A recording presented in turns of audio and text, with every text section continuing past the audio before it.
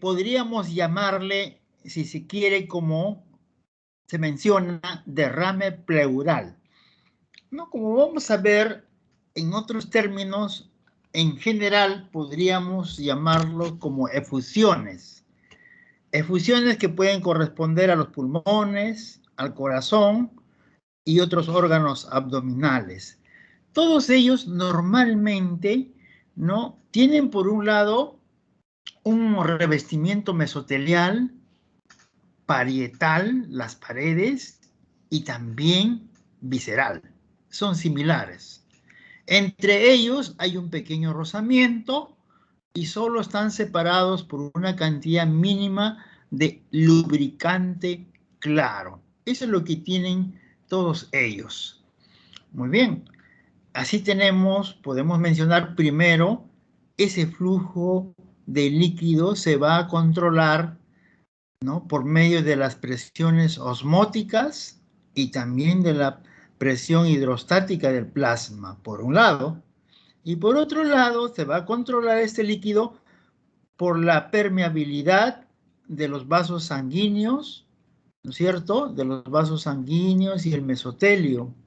Y entre ellos vamos a tener, ¿no es cierto?, un desequilibrio que realmente cuando tenemos una acumulación patológica de estos líquidos, ya vamos a tener pues una normalidad, vamos a tener una enfermedad, en otras palabras. ¿Ok? Muy bien.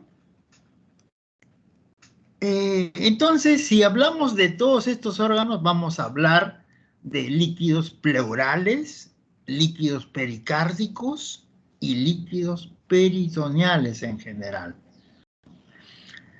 Los derrames, como estamos mencionando, de estos líquidos pueden formarse de dos maneras muy importantes.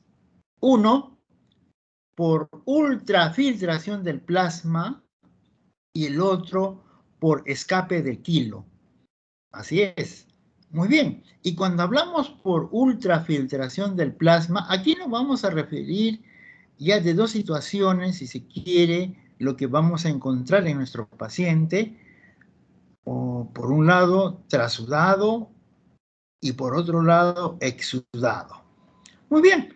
El trasudado, que realmente se va a deber a factores mecánicos, y para ello influyen la formación y la resorción de ellos, ¿no? Como por ejemplo, una disminución de la albúmina nos puede dar un aumento de la presión venosa, por ejemplo. O en un exudado, básicamente en una lesión del recubrimiento del mesotelio, como puede ocurrir en una tuberculosis, en una infección bacteriana, en un lupus eritematoso sistémico o también en alguna neoplasia, ¿no? Entonces, todos estos son por ultrafiltración del plasma. Pero como dijimos, también se puede ver esta formación de derrames por escape de Kilo. Podemos tener entonces derrames quilosos que pueden abarcar desde el conducto torácico que ya ustedes conocen, ¿no es cierto? Muy bien, entonces hablemos del líquido pleural, su etiología. Normalmente representa pues una capa fina de este líquido, contiene agua, electrolitos, pocas células mesoteliales y también podemos encontrar proteínas, ¿no es cierto? Eso es lo que contiene normalmente este líquido pleural.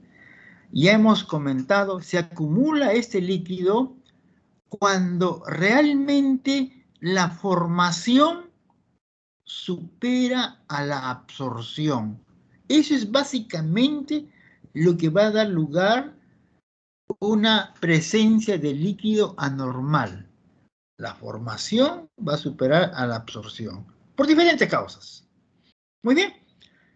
Entonces, normalmente podemos mencionar que este líquido que estamos comentando, básicamente en este caso el líquido pleural, penetra, ¿por dónde?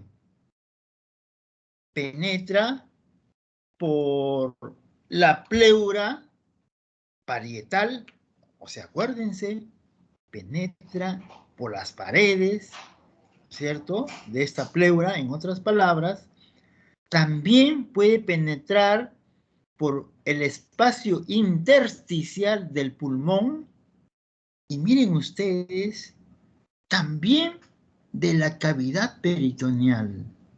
Ajá, esto es muy importante, ¿no? A veces podemos tener pacientes con ascitis y nos va a indicar la presencia de este líquido entonces en este espacio, ¿no? Eso es importante que lo veamos. Y si el líquido penetra por estos lugares, como hemos comentado, ¿por dónde es eliminado? Por los linfáticos de la pleura parietal también. Ajá. Estas cositas es muy importante que lo conozcamos, porque de acuerdo a ello vamos a ver, pues, cómo es lo que se forma estos líquidos. Entonces, tenemos que saber, aprender, comentar lo que estamos mencionando, entonces, del líquido pleural, porque de acuerdo a estos conocimientos que estamos mencionando, vamos a realizar un enfoque diagnóstico. Eso básicamente va a ser para nosotros, pues, ¿qué cosa es lo que yo quiero, digamos, con eso ayuda en mi diagnóstico de mi paciente? Muy bien. Primero, entonces, tenemos que determinar la causa. Y esa causa, yo tengo que ver, ¿será un trasudado o exudado? O sea, es muy importante esta primera parte. Si es un derrame pleural trasudativo, ajá, se van a deber que están alterados factores sistémicos. Si es un probable derrame pleural exudativo, alterado factores locales. Miren ustedes la gran diferencia. Exudativo, sistémico. Exudativo, locales. Punto. Eso es lo que tenemos que saber más en este aspecto. Muy bien. Entonces, también tenemos que saber este líquido pleural, cuáles son esos mecanismos patológicos para su formación. O sea, de dónde se van a formar y cómo se van a formar.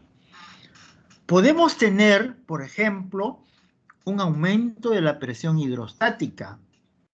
Y esto como ocurre, pues, en las insuficiencias cardíacas congestivas, en la obstrucción de la vena cava superior.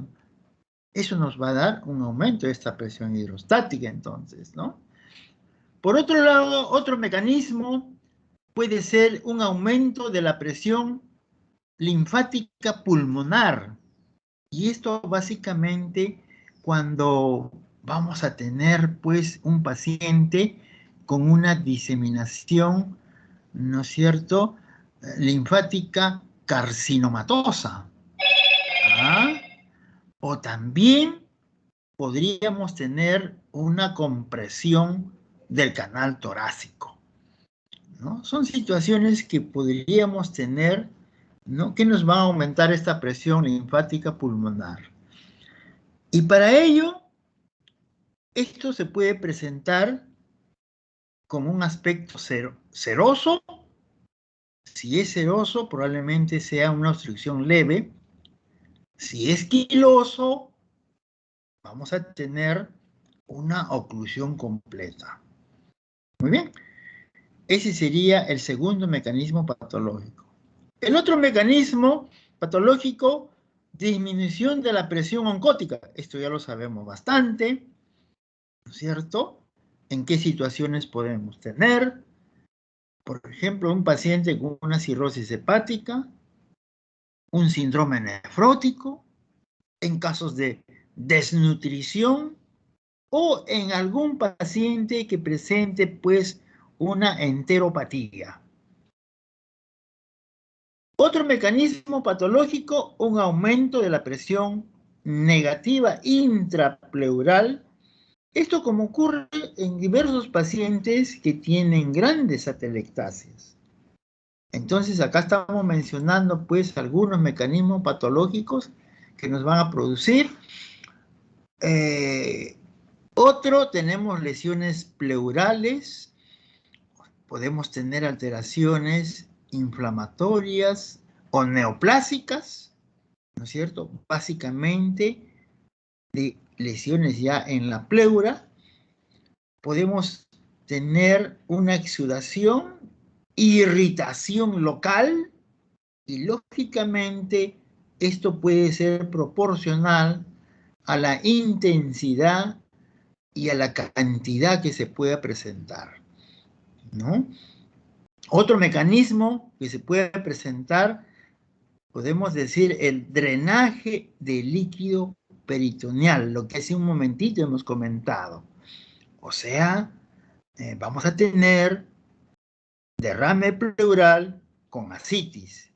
Y esto no necesariamente va a ser producido en la pleura, pues, ¿no?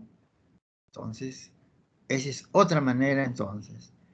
Otro mecanismo, rotura de vasos proximales a la cavidad pleural. Y otro mecanismo, podríamos mencionar una introducción accidental de líquidos en esta cavidad pleural. Entonces, tenemos 8 mecanismos patológicos, cómo se pueden producir, ¿no es cierto?, estos tipos de líquidos pleurales diversos. Muy bien, ya sabemos de qué manera podemos mencionar el otro punto muy importante para ir con mi diagnóstico. Procesos que cursan con derrame, por ejemplo, en lo que son los trasudados. Ya hemos comentado los trasudados, factores sistémicos, ¿no es cierto? Muy bien, podemos hablar casos de trasudados por hipoalbuminemia. Así es, en los casos de nefrosis, en los casos de cirrosis hepática, o otro tipo de exudados por mayor retención de agua y sodio.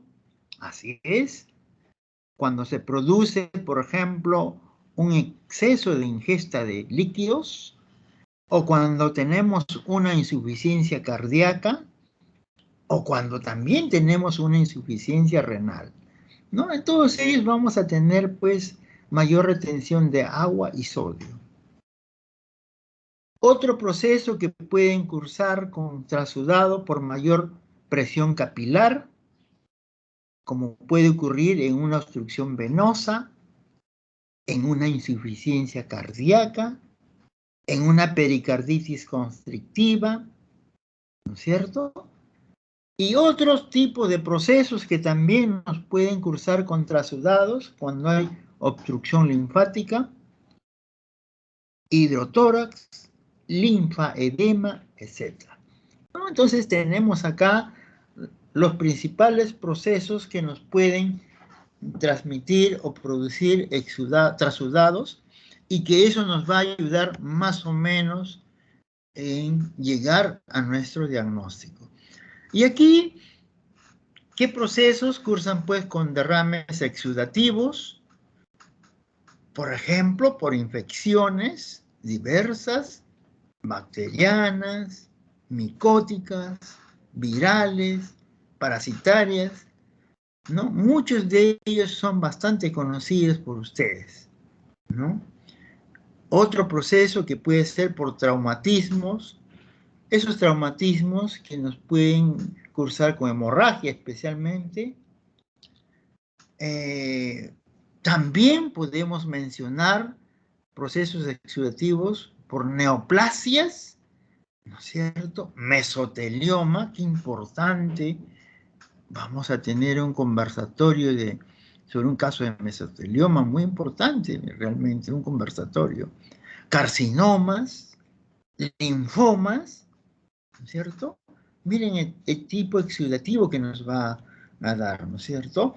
Por colagenopatías, aquí podemos decir de lupus eritematoso sistémico, artritis reumatoide, vamos a tener la otra clase de ello, periarteritis nodosa, y por causas diversas abscesos esfrénicos, pancreatitis, etc.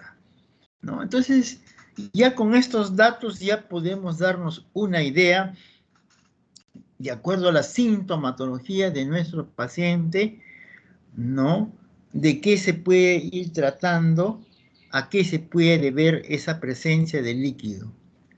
Y aquí para ver especialmente todas las fuerzas que están involucradas, ¿no es cierto? Aquí en este líquido pleural, si se quiere, en la formación y en la absorción de ello. Es importante saber, pues, todas las fuerzas que están involucradas en la formación o también en la absorción, ¿no es cierto? Aquí podemos tener, miren ustedes, ¿no? Las fuerzas que favorecen a la formación de este fluido, finalmente tenemos más 9 milímetros, formación, y lo que favorece la absorción, más 10 milímetros de mercurio, o sea, es mucho mayor la absorción. En este caso, no podría haber derrame pleural. Nosotros dijimos, cuando la formación es en exceso lo que nos puede dar lugar a la presencia de líquido, ¿no? Y aquí para mencionar cuáles son esas fuerzas, por ejemplo, tenemos la presión hidrostática, especialmente del sistema capilar, tenemos más 30 milímetros de mercurio.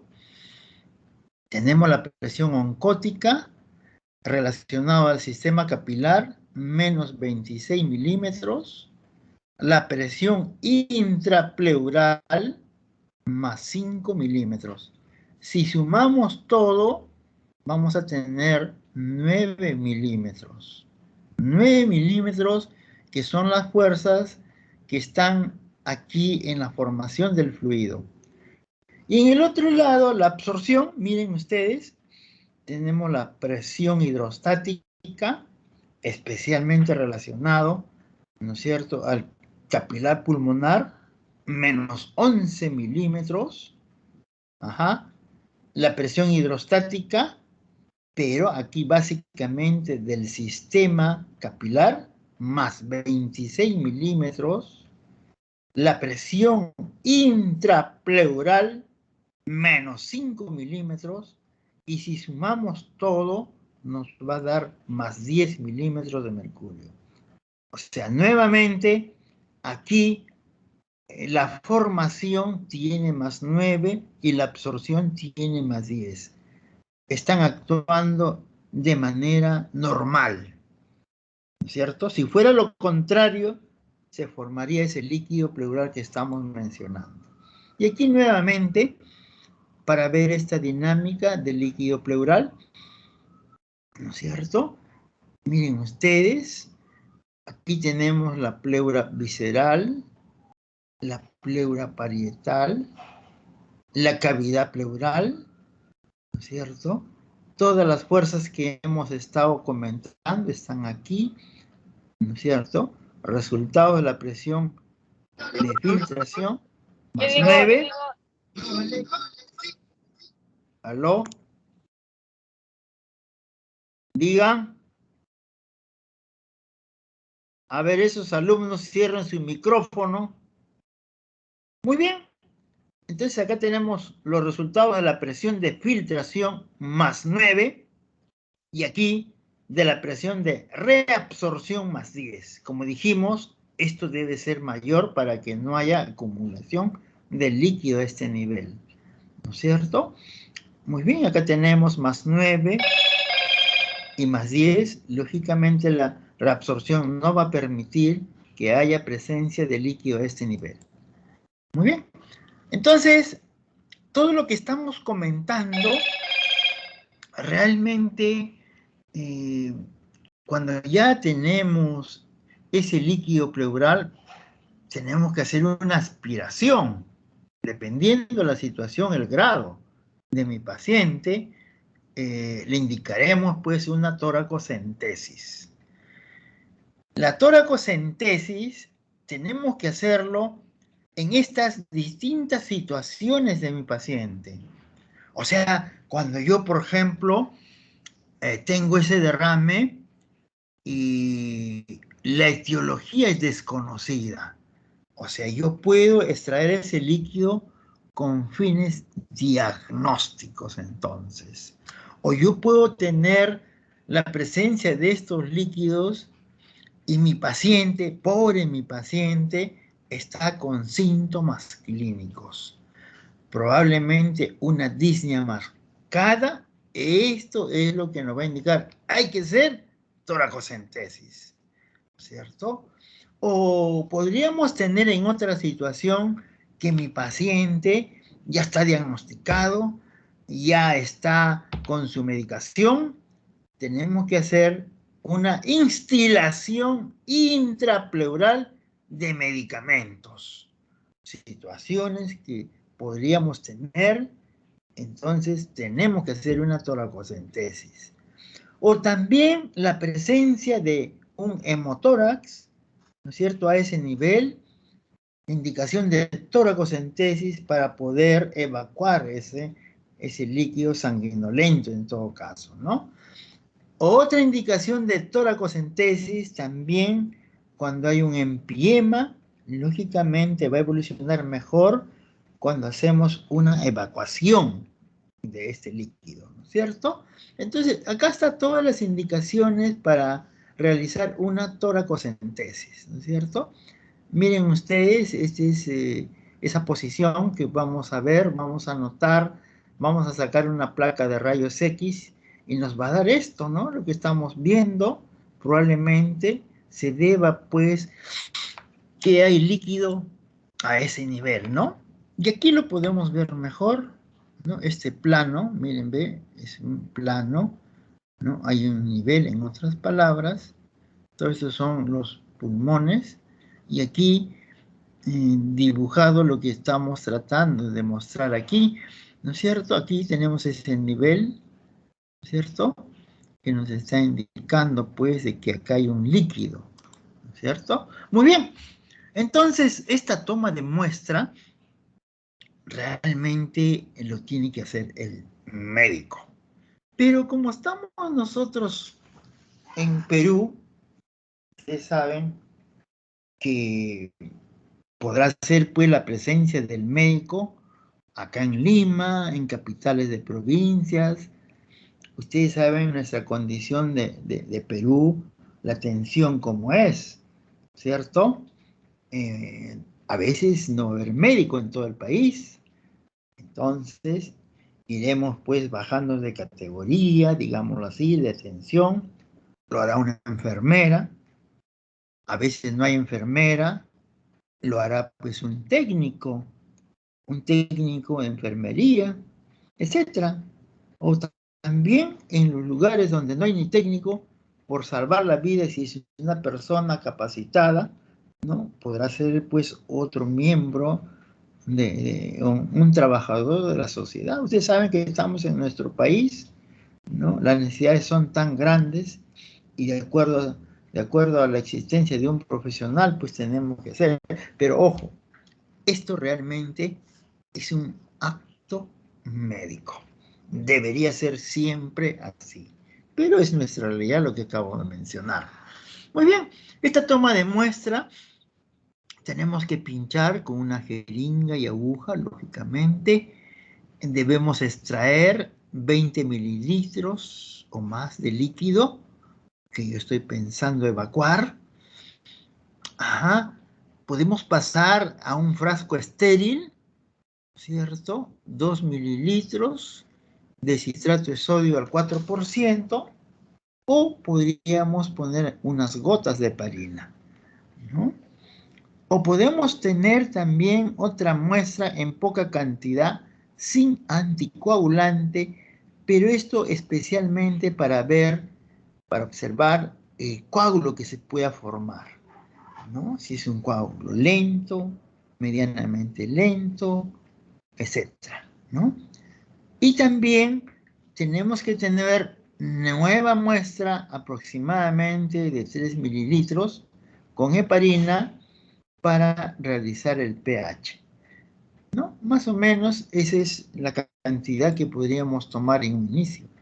Y las características normales, si ustedes ven los textos, hay diferentes valores, cantidades que nos dan en el texto, ¿no?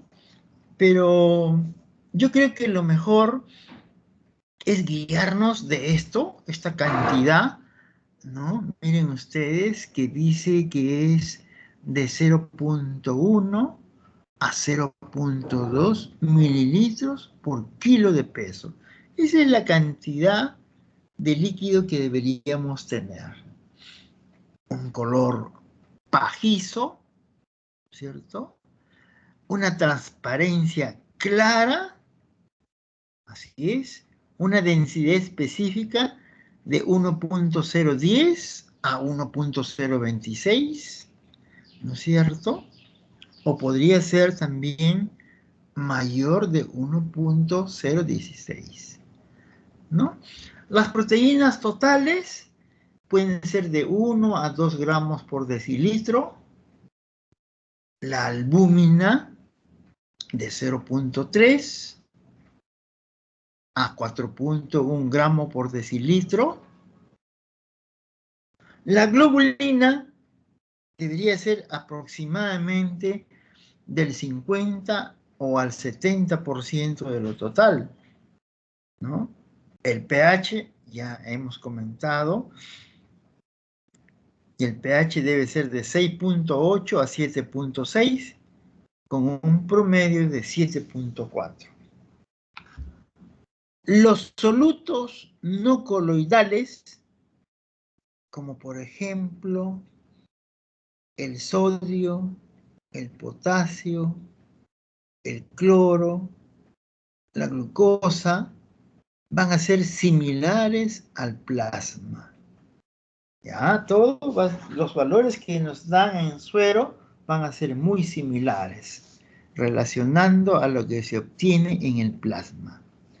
En el sedimento, porque podemos examinar de acuerdo a un sedimento, vamos a encontrar, miren ustedes, solamente algunos linfocitos dispersos y también algunas células mesoteliales. Y si nosotros observamos en mayor cantidad, ya estamos hablando de una anormalidad. Muy bien. Investigación en el laboratorio. Vamos a hacer un examen físico. Tenemos que poner la cantidad, el color y transparencia, el pH, la densidad, etc. ¿No?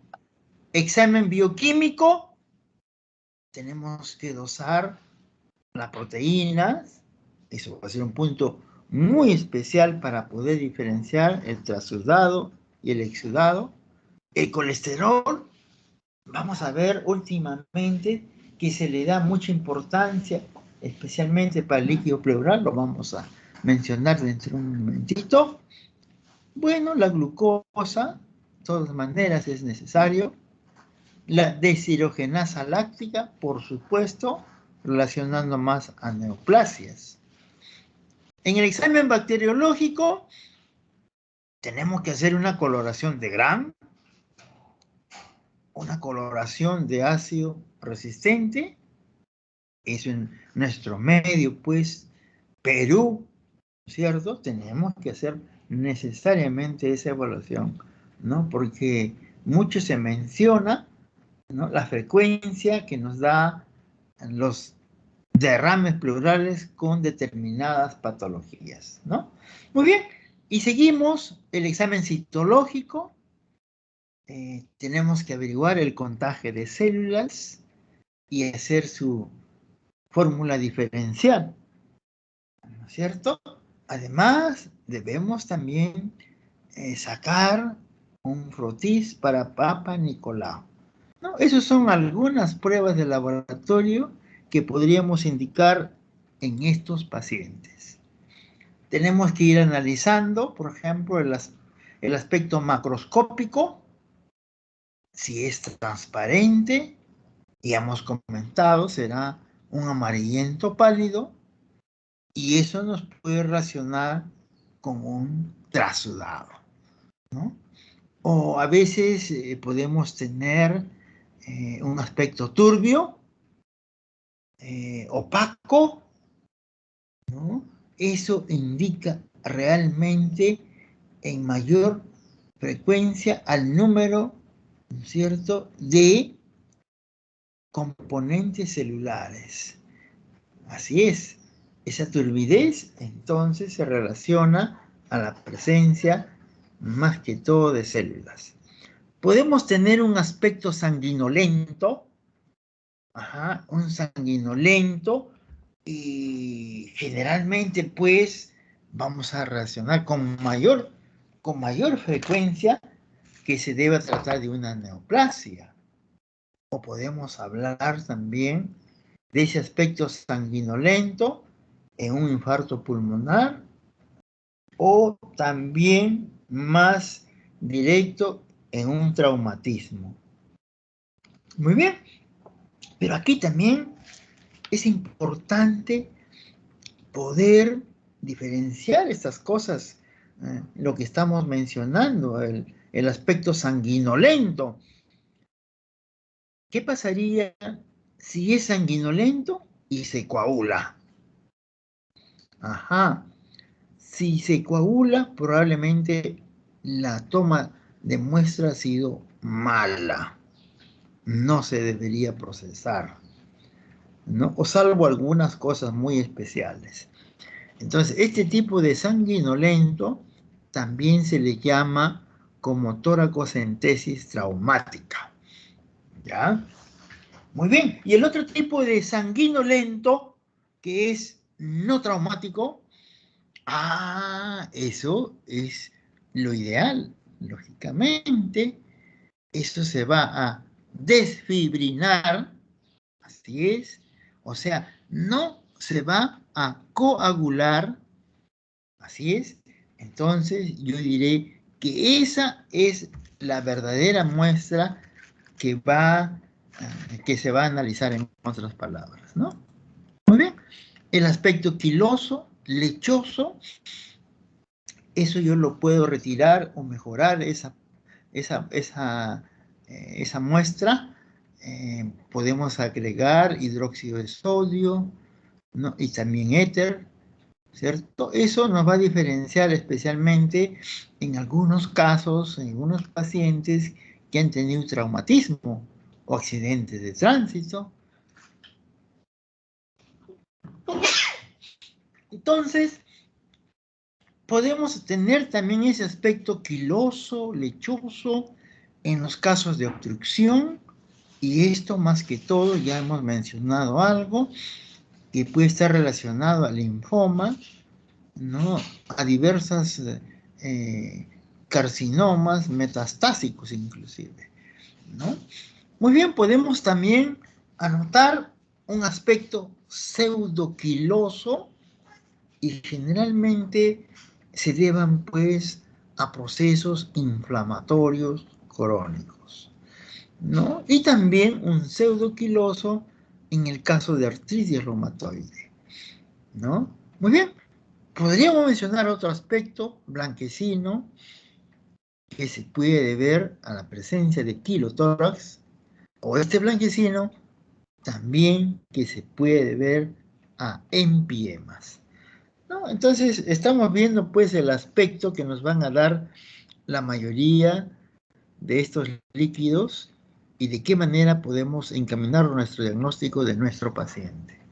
Miren ustedes, podemos tener este aspecto, digamos, de una coloración negruzca que nos va a indicar que hay una infección por Aspergillus niger, ¿no? Es una cosa muy especial. Podemos tener un aspecto verdoso, una fístula biliopleural, o podemos tener el de aspecto purulento, o sea, básicamente aquí hay una infección.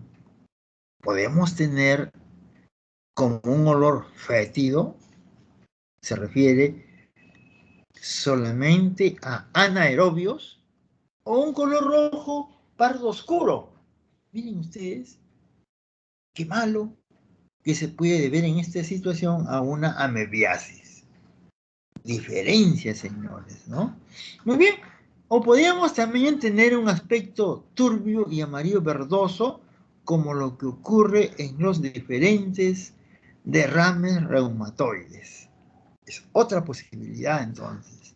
O podríamos tener también un aspecto muy viscoso. En este caso, puede ser transparente o sanguinolento, ¿no? Y un ejemplo como ello podemos dar lo que hemos comentado ya hace un momentito, ¿no? Que se pueda tratar de un mesotelioma, ¿no? Ustedes saben, esos mesoteliomas prácticamente en la actualidad no tienen cura hasta el momento, ¿no? Casi todas las neoplasias con este tipo se van muy malamente, ¿no? Muy bien.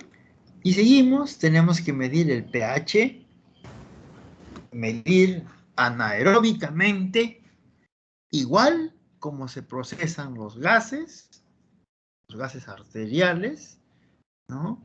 Podríamos tener algunos aspectos con acidosis, especialmente algún paciente que se le haya extraído el líquido gástrico, por ejemplo, o podríamos tener algún paciente con pleuresía reumatoide, ¿no? Especialmente cuando el pH es menor de 7.2. O podemos también tener acidosis en los casos de algún empiema, de alguna tuberculosis, ¿no? O el pH cuando es mayor de 7.35, miren cómo digamos por el mismo pH nos pueden dar una enfermedad maligna, un lupus eritematoso sistémico, o cuando el pH es menos de 7.3, podríamos referirnos a algunos procesos paraneumónicos, ¿cierto? Y esto tiene pues mal pronóstico, ¿no? Porque probablemente a la gran mayoría le hacen una intervención quirúrgica, pero con mal pronóstico. Los exámenes bioquímicos, vamos a continuar viendo de qué manera nos podrá ayudar. Primero la glucosa. Cuando yo digo pues glucosa, ¿cuándo es normal? Cuando es igual en el plasma, en el trasudado o en el lupus eritematoso sistémico, ¿cierto? Pero podemos encontrar que esté disminuido. O sea, nosotros, esa relación, por ejemplo, cociente líquido y entre el suero del mismo paciente, si tenemos menos de 0.5, nos está indicando que la glucosa está disminuida. O cuando sospecho de algunas infecciones bacterianas, me voy a referir que ese paciente tiene tuberculosis. O cuando me refiero a la artritis reumatoide, ¿no? Y los valores son entre 0 y 10 miligramos por decilitro, entonces yo estaré comentando que la glucosa está disminuido en estos tipos de patologías, ¿no? Y también las mismas neoplasias, lógicamente, nos puede dar la glucosa disminuida. En cuanto a la deshidrogenasa láctica, ¿no? Son otros parámetros que podemos ir analizando. Vamos a tener, miren ustedes, está elevado, etcétera. Si yo encuentro la deshidrogenasa láctica elevada, pueden ser algunos tumores primarios o también tumores ya metastásicos. Así es. Y miren ustedes, cuando yo hago ya la diferenciación. Si yo pienso en un trasudado, probablemente si mi deshidrogenasa láctica está menos del 60% del suero, tengo esta patología.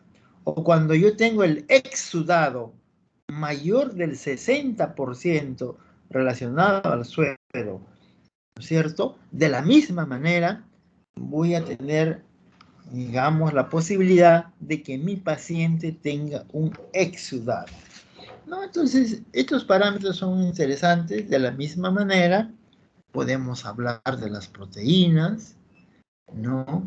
En el trasudado, miren ustedes, va a ser menos del 50% del suero, menos. En el exudado, mayor del 50% del suero, ¿no?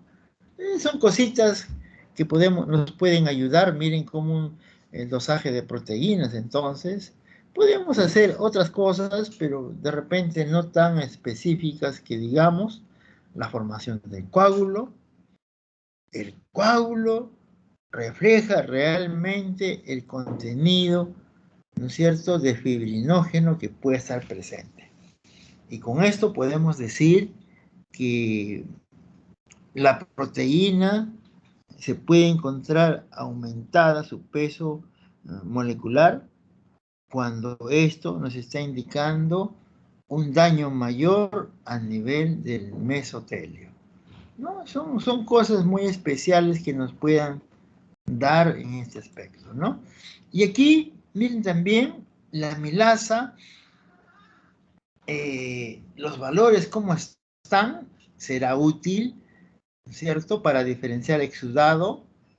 Cuando el valor superior, digamos, con respecto al sérico, ¿no es cierto?, vamos a encontrar valores aumentados.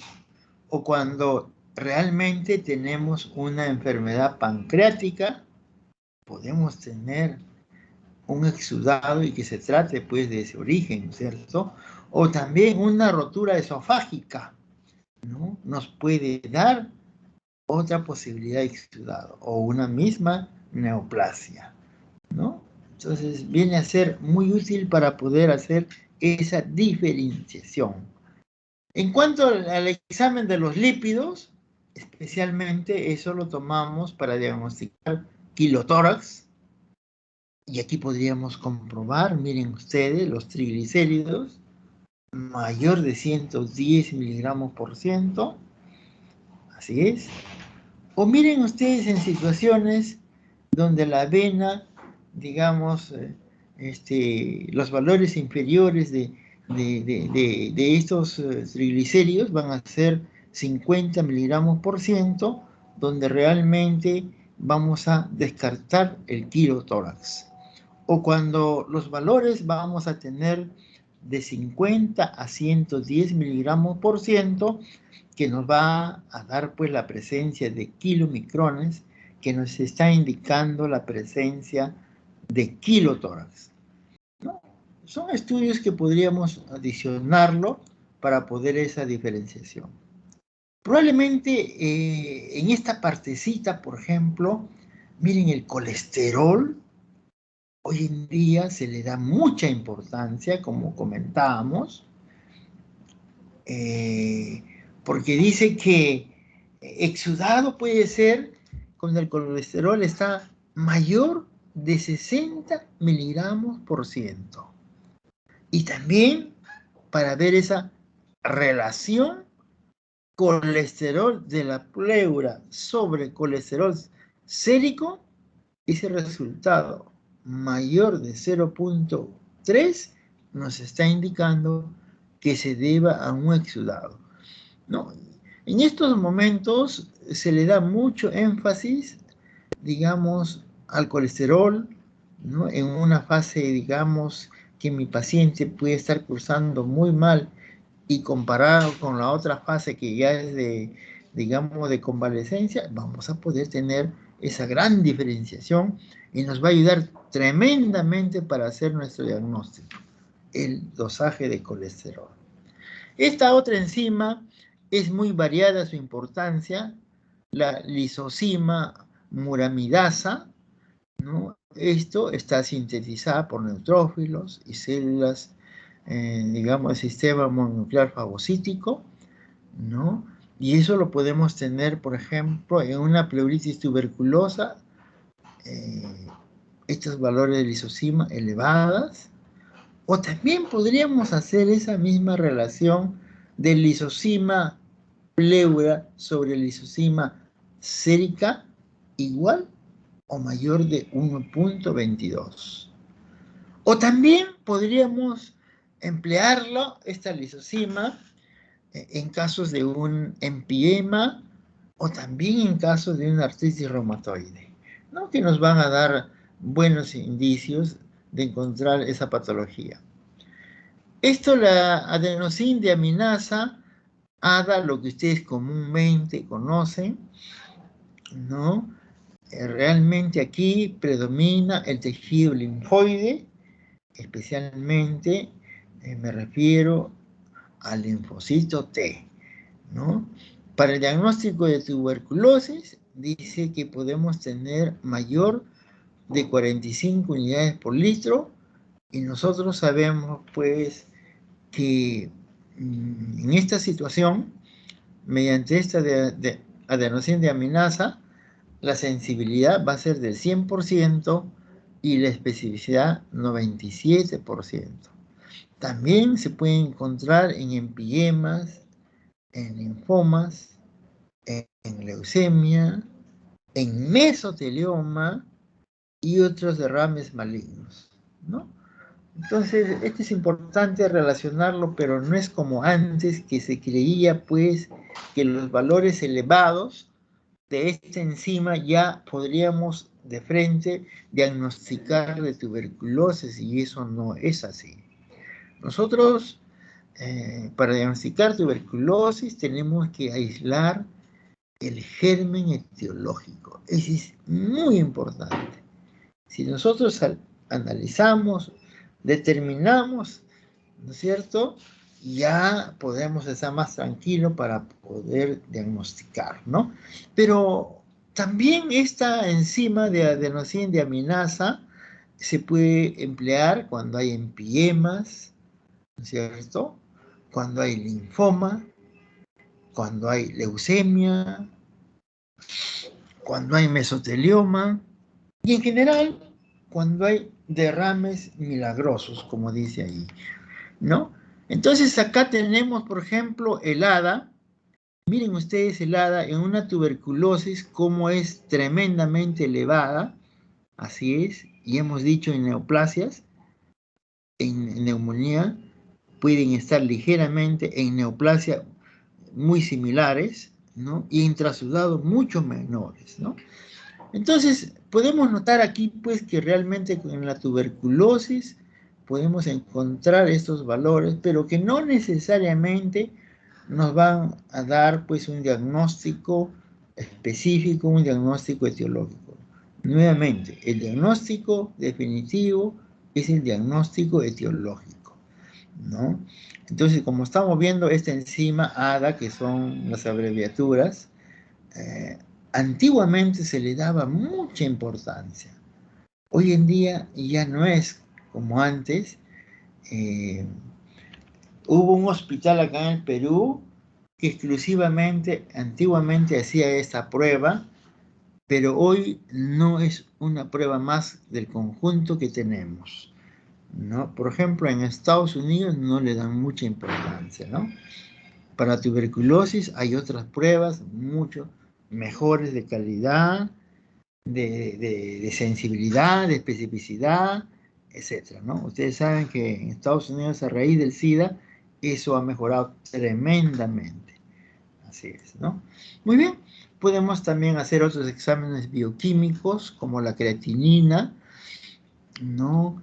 En el caso, por ejemplo, de un urinotórax, podemos encontrar la creatinina aumentada en líquido pleural, ¿no es cierto? Especialmente podemos encontrar, ¿no es cierto?, en esta patología, creatinina del líquido pleural sobre creatinina del suero, ¿no es cierto? También nos puede dar este diagnóstico, o más aún cuando hagamos del ácido hialurónico. El ácido hialurónico especialmente podríamos emplearlo en el caso de mesotelioma, ¿no? Que podemos encontrar mayor de 100 miligramos por litro, ¿no es cierto? Sugestivo de un mesotelioma, ¿no? Entonces, eso es discutible, ¿no? No hay cómo hacer el diagnóstico etiológico nuevamente. Este líquido pleural, ¿no?, de mesotelioma es viscoso, de terminación compleja y probablemente es poco sensible, ¿no? Nos advierten sobre esas posibilidades, ¿no? Estudios inmunológicos, por ejemplo, el factor reumatoide mayor de 1/320 nos van a dar sugestivo artritis reumatoide. Títulos inferiores a ello, derrames paraneumónicos o malignos, ¿no? Esta ANA mayor de 160 milímetros, entonces en líquido pleural podríamos solamente anotar, ¿no? Anotar como algo inicial que nos podría ayudar en el diagnóstico de lupus eritematoso sistémico. Nada más, una pequeña ayuda, pero no nos va a dar nuevamente un diagnóstico así certero, no. Las células LE, peor, el complemento, los complejos inmunes, no son muy recomendables. ¿Ya? Eso también tenemos que tener mucho cuidado, ¿no?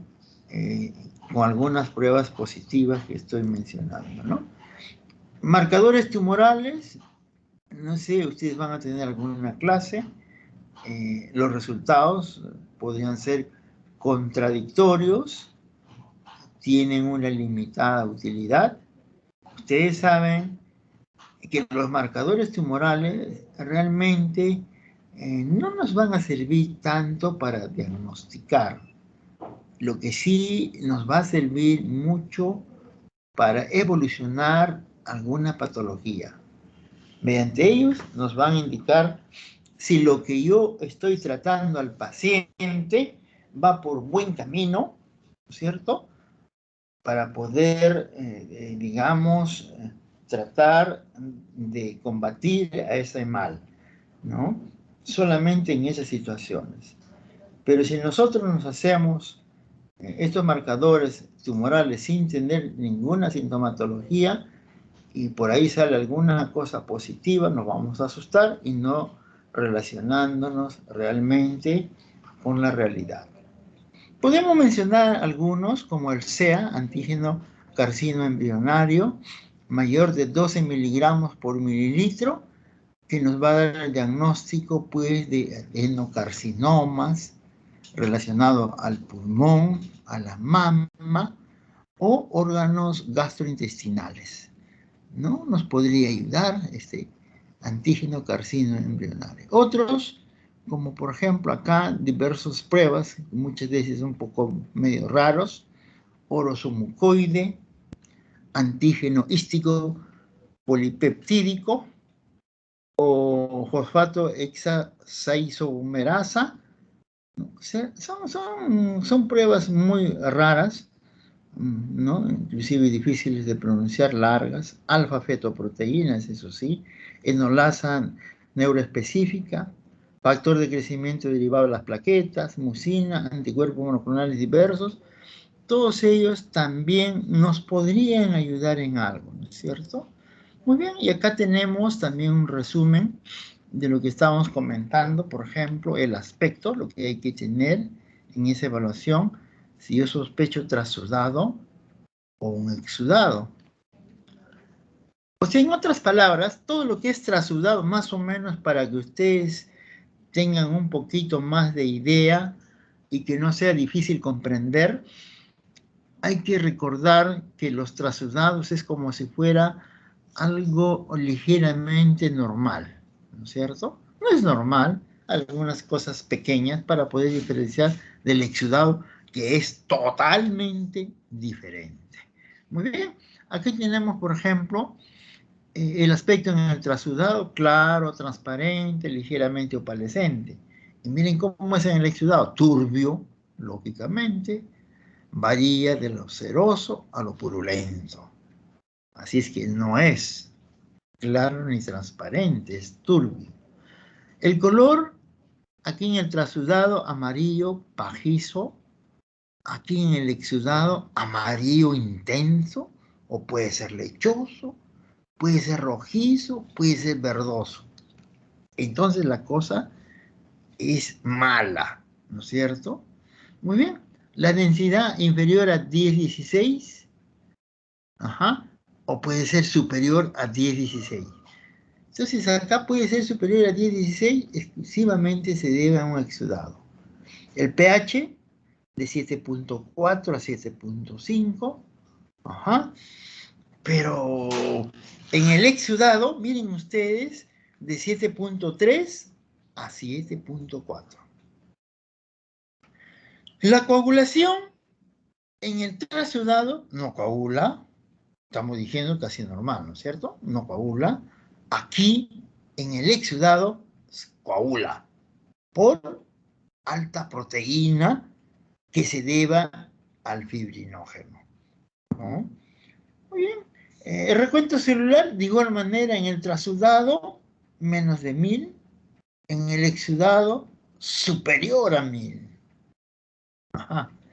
El recuento diferencial, en el trasudado, podemos tener algunas células mesoteliales, escasos linfocitos. En el exudado, la cosa es novedosa, ¿no? Hematíes más de 100.000 se relaciona con neoplasias. Cuando hay predominio de polimorfos nucleares, generalmente decimos que es agudo. ¿Cómo cuál? Como una neumonía, como un infarto pulmonar, etc. ¿No? Cuando tenemos linfocitos más del 50%, nos están indicando, este es un paciente crónico. Crónico, como por ejemplo una tuberculosis, un tumor, podría ser, o cuando nosotros investigamos las células, especialmente las células CLE, que correspondería al lupus eritematoso sistémico, o también las células neoplásicas que corresponderían a un tumor, ¿no es cierto? La amilasa en el trasudado no se va a encontrar, en el exudado, relacionada con pancreatitis. La glucosa en el trasudado puede ser normal, igual que el suero, ¿no? Disminuida en el exudado porque hay una glicólisis, ¿no? Relacionado a las bacterias y a las células que están contenidas ahí, ¿no? Eso es lo normal. Las proteínas en el trasudado menos de 3 gramos por decilitro, en el exudado más de 3 gramos por decilitro. La deshidrogenasa láctica,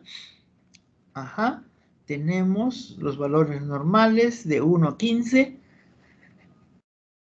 a 2,25, ¿no es cierto? O puede ser en otras cantidades de 2,40 a 4,80, ¿no? Es normales, ¿no? Deshidrogenasa láctica. Se quiere pasar como si fuera desapercibido, ¿no?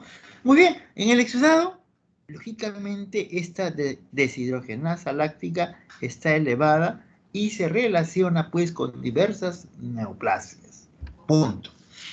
Aquí podemos también ver una relación entre el líquido pleural sobre el líquido del suero. Esa relación líquido deshidrogenasa láctica del líquido y deshidrogenasa láctica del suero. ¿Cómo es esa relación? Si es inferior a 0.6,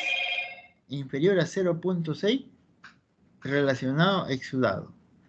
Si es, digamos, superior a 0.6, es un exudado, ¿cierto? De igual manera podemos comentar, ¿no?, de las proteínas del líquido con las proteínas del suero. Esa relación, si es inferior a 0.5, probablemente se trata de un transudado. Ajá.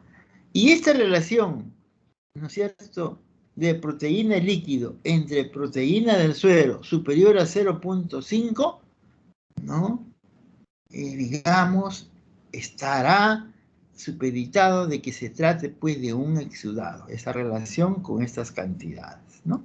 Muy bien. Podemos hablar, seguir comentando los leucocitos totales. Lógicamente, casi nunca es diagnóstico, pero esos valores mayores de 10.000 por milímetro cúbico representa ya una inflamación, una neumonía, un infarto pulmonar, una pancreatitis, ¿no? Muy bien.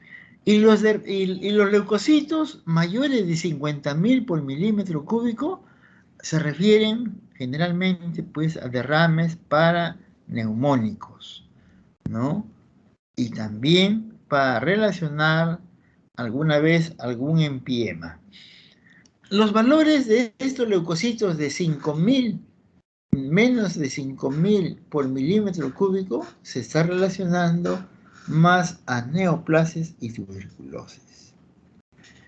Y los leucocitos totales menos de 1.000 por milímetro cúbico está relacionado a un transudado.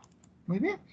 Los hematíes también podemos hablar, ya hemos comentado algo, ¿no? Generalmente, si yo encuentro de 5.000 a 6.000 por milímetro cúbico, tiene un aspecto rojizo, un traumatismo por aguja de 2 mililitros, ¿no? Podríamos tener, ¿no?, una cantidad, digamos, de hematíes, más de 100.000 por milímetro cúbico.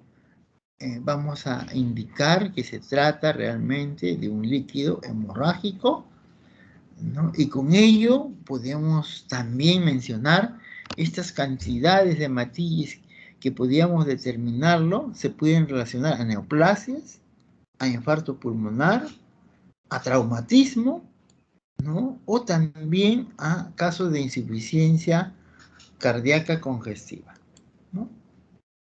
Muy bien. Y aquí los recuentos diferenciales. Por ejemplo, en el transudado tenemos algunos linfocitos, células mesoteliales. Acuérdense que es casi como normal.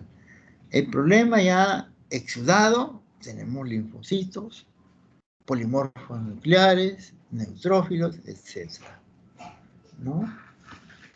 Los mononucleares relacionados a exudados crónicos podemos mencionar al linfoma, más del 85%, tuberculosis, artritis reumatoide, carcinoma, más del 50%. Estos son los mononucleares. Y los polinucleares se relaciona más a un derrame inflamatorio incipiente, llamémoslo así, ¿no? O sea, y eso se puede relacionar a neumonía, a infarto pulmonar, a pancreatitis y diversos abscesos. Y nuevamente podemos mencionar a las células LE, que no necesariamente nos va a dar el diagnóstico de lupus eritematoso sistémico, ¿no? Nos podría dar una pequeña ayuda nada más, ¿no? La tinción de Gram, los cultivos aerobios y anaerobios, hay que hacerlo. Otros cultivos, de acuerdo a la sospecha clínica, ¿no? Podemos hacer micobacterias, hongos, etc.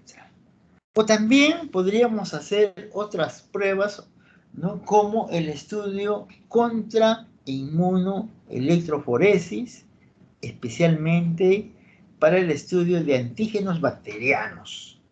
¿Cuáles? Por ejemplo, lo más común y los que nos pueda provocar un daño, ¿no? Como son los Streptococcus pneumoniae, el Staphylococcus aureus y los hemófilos, ¿no? Son algunos antígenos bacterianos que podrían, digamos, servir para poder realizar nuestro diagnóstico.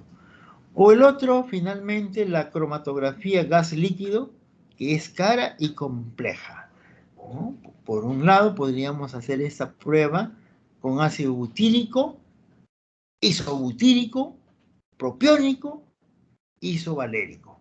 Todos estos germes son anaerobios.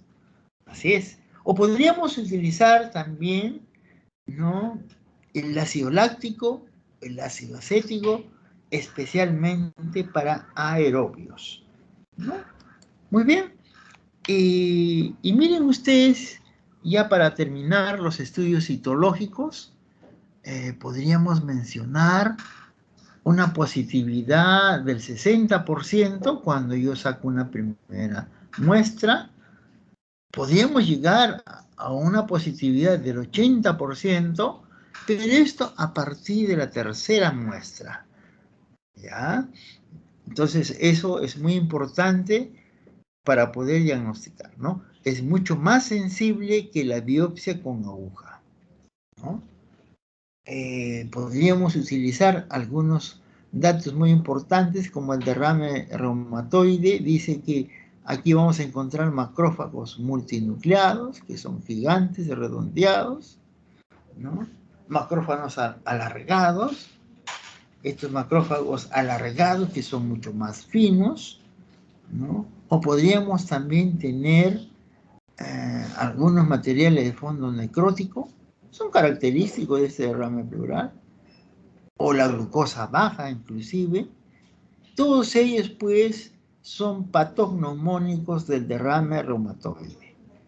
Y tenemos que diferenciar, señores, esto es importante, de todo lo que estamos hablando, del mesotelioma maligno, así es, de un tumor metastásico reactivo, o también de las células mesoteliales reactivas, ¿no? Esto podríamos hacer un análisis de aneuploidía del DNA como una alternativa para poder encontrar una mejor especificidad, y es lo que trata de realizar realmente en esta parte, ¿no?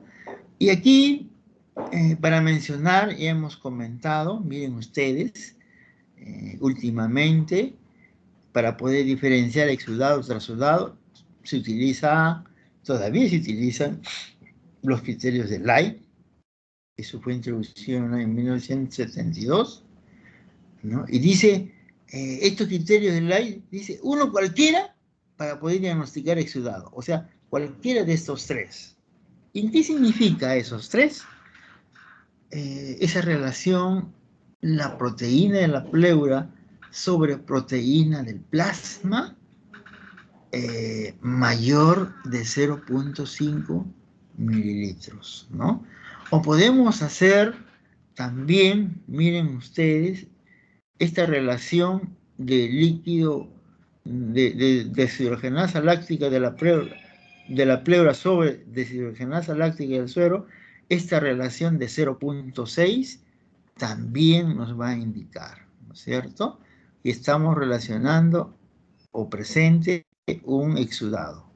O podríamos también tener esa relación del líquido de deshidrogenasa láctica de la pleura mayor de las 2/3 partes de la deshidrogenasa sérica, ¿no es cierto? Todo ello nos va a dar uno cualquiera, nos va a indicar que se trata de un exudado. Al final, estos criterios de Light tenemos una sensibilidad de 100% y una especificidad del 70%.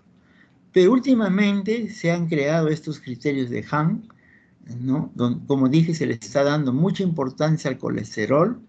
El colesterol mayor de 60 miligramos por ciento se diagnostica exudado. eso tiene una sensibilidad del 100% y una especificidad del 95%. O sea, realmente se lo gana al criterio del aire, ¿no? Y por último, podríamos hablar también estos criterios de Hahn, siempre la relación de colesterol pleural sobre colesterol sérica mayor de 0.3, esta relación nos va a dar una sensibilidad del 97% y una especificidad del 100%. O sea, realmente son cosas fabulosas que podríamos hacer, ¿no? Muy bien. Luego tenemos otras pruebas, como son los test de inmunohistoquímica. Básicamente esto con anticuerpos monoclonales podemos hacer diagnóstico, ¿no? Muchos de estos a veces no es posible. O sea, después de todo lo que estamos hablando, el paciente podemos encontrar sin diagnóstico. Podríamos tener en cuenta las siguientes posibilidades: asbestosis, siempre nuevamente mesotelioma, síndrome de Dressler, uremia, síndrome de uñas amarillas, así se llama, o el síndrome de pulmón atrapado. O sea, podemos tener esas posibilidades, ¿no? Aún así, vamos a tener un 20% de pacientes con exudado, pero sin diagnóstico etiológico. Imagínense, la mayoría se resolverán espontáneamente porque probablemente se deban generalmente a procesos virales autolimitantes. Y los restantes, diagnóstico a corto plazo con alguna neoplasia maligna, ¿no? Ese sería el final, cómo podemos determinar, ¿no?, nuestra patología haciendo esta evaluación de exudados y trasudados. Yo creo que ese es lo último. Y si tienen alguna pregunta, señores.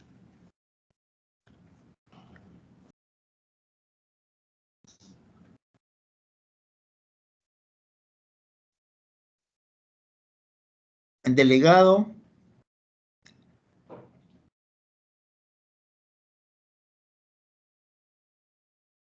Delegado, ¿no me escucha? Sí, doctor. Sí, A doctor, ver, buenas. si no hay preguntas, a ver, tendrá usted la asistencia para que pase al doctor Fernández. Ah, ¿Ok? no, usted tiene que descargar la lista, doctor, de asistencia, porque usted creó Ya, la reunión. yo lo voy a hacer. Ya, ok. Ujú. Listo. Entonces, si no hay ninguna pregunta, nos quedamos ahí, ¿no? Tienen clase ustedes, ¿no?